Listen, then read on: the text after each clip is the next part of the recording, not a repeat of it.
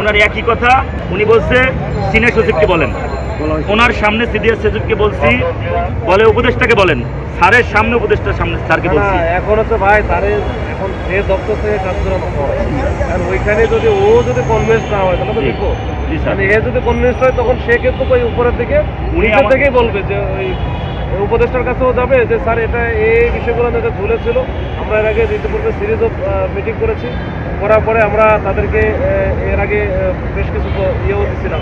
এই লোকটাকে কি করতে মন চায় স্যার বলেন, আমরা কি আইন হাতে তুলে নেব? স্যার ওরা 60,000-এর উপরে জাল সনদ দিয়েছে। আমরা একটু শাস্তি এখন শাস্তি মূলক। আরেকটা জিনিস, অতিরিক্ত সচিব মিজানুর রহমানের সাথে আমি 2 ঘন্টা ব্যাপী বসছি একদিন, গত সোমবার, এই বন্ধের আগে সোমবারে। ওনার একটাই কথা, চেয়ারম্যান যখন এহসানুল হক স্যার ফোন দিয়েছিল শিক্ষা প্রতিমন্ত্রী, উনি যা বলছে ওনার একই কথা, যদি আমি আপনাদেরকে দেই 12তম মাঠে আছে তারা সমস্যা করবে, 18তম মাঠে আছে তারা সমস্যা করবে। আরে ভাই, যার নামে মামলা নাই, অন্যর নামে মামলা, আমাকে কি গ্রেপ্তার করবেন স্যার? আপনি করবেন না, অবশ্যই করবেন না। এই বিষয়গুলো আইনগত মোকাবেলা করার সুযোগ নাই স্যার। আইনগত আমাদের কোনো সমস্যা নাই স্যার, আইন আমাদের কোনো সমস্যা নাই, কিন্তু অন্যদের সমস্যাটা আমাদেরকে দেখাচ্ছে। না না, আমি সেটা বলছি না, ওনাদেরটা বাদে দেন না, আমি বলছি যে আপনাদের যে জিনিসটা লিখে দিল আইনগত মানে কোনো মামলা নাই, মোকদ্দমা নাই, এইটা হচ্ছে আপনারা এটা স্যার, আমরা তো আইন থেকে একটা মতামত আমাদের পক্ষে আসছে, ওনারা দিয়ে দিলেই হয় ব্যাকডেট দিয়ে স্যার। টানা ৭মবারের মতো বেস্ট টিস্যু পেপার ব্র্যান্ড হিসেবে স্বীকৃতি পেয়েছে বসুন্ধরা টিস্যু। এখানে স্যার সব দীর্ঘ সময় পর আইনি জটিলতা পরে এই সিডিটা পাঠায়। এই সিডিটা বলছে যাদের সনদের মেয়াদ আছে, এনটিএসি 2টা নিয়ে বয়স 35 থাকতে হয়, সনদের মেয়াদ থাকতে হয় 3 বছর। আমরা করোনার জন্য আমাদের বয়স 35 হয়ে গেছে, সেই সব বিষয় বুঝে যাদের সনদের মেয়াদ আছে তাদেরকে সিদ্ধান্ত গ্রহণ করতে পারে। এখন এটার উপর আরো অধিকতা যাচাই বাছার জন্য কি করলো, এনটিএসির কাছে এনটিএসি থেকে আবার এনটিএসির কাছে পাঠাই। তখন আমরা যখন এনটিএসি দেখুন আন্দোলন করলাম, আপনি দেখছেন না, তখন তার পরিপ্রেক্ষিতে এই লেখাটা লিখে দিই। তাহলে এখন আর এটা তো লেখা দিল, এখন তার কোনো জায়গায় বাধা নাই স্যার।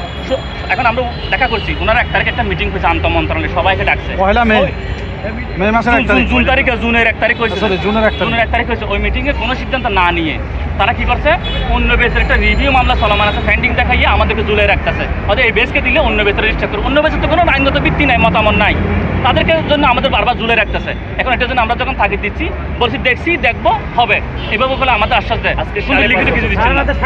আর আমরা বলছি এনটিএর স্যার আইনগরের মধ্যে এখন বন্দী হয়েছে, আমাদেরকে দিচ্ছে শিক্ষার্থীকে। এই কথা বলেন না, আমরা এখানে যারা গেছে ওরা কারা কোথায়? এইটা হচ্ছে 18তম যারা ফল প্রার্থী মানে বঞ্চিত হয়েছে, মানে বলতে গেলে এনটিএসি একটা তো এইরকম কোনো মতো ফিল করে না, বিভিন্ন অনিয়মের কারণে তাদেরকে প্রায় 23,000-এর মধ্যে ফিল করা হয়েছে। স্যার আমি সঙ্গে বলি, ও মানে ওই 18তম যারা ফেল করছে তাদের, হ্যাঁ থাকতে হবে অসংখ্য অভিযোগ, অসংখ্য অনিয়ম, এগুলোর জন্য আমরা কিন্তু শিক্ষকদের সাথে একটু বসতে চাই, এগুলো জানাতে চাই। উনি যদি আমাদেরকে বলে তোমাদের অযৌক্তিক হবে আমরা চলে আসবো, আপনি আমাদের কিছু ব্যবস্থা করে দেন, সাক্ষাতের ব্যবস্থা। আর আপনাদের অনেক অনেক জটিলতা হবে, সামনে আরো বড় কঠিন মুখোমুখি হবে আপনাকে। অনেক সাহায্য করছেন স্যার, আপনি অনেক সাহায্য করছেন বলছি তোমাদেরকে দেবো, তোমাদের দৃষ্টি আছে এগুলো বলে আমাদের 1 তারিখের আগে বলছে, 1 তারিখে কিন্তু মিটিং হবার কথা, মিটিং কিন্তু কোনো সিদ্ধান্ত না নিয়ে তারা আগামীকাল শুনতেছি বলে যে আমরা তো ওদের সাথে বসছি, আমি সিদ্ধান্ত নেই না ওনারা, সিদ্ধান্ত নেন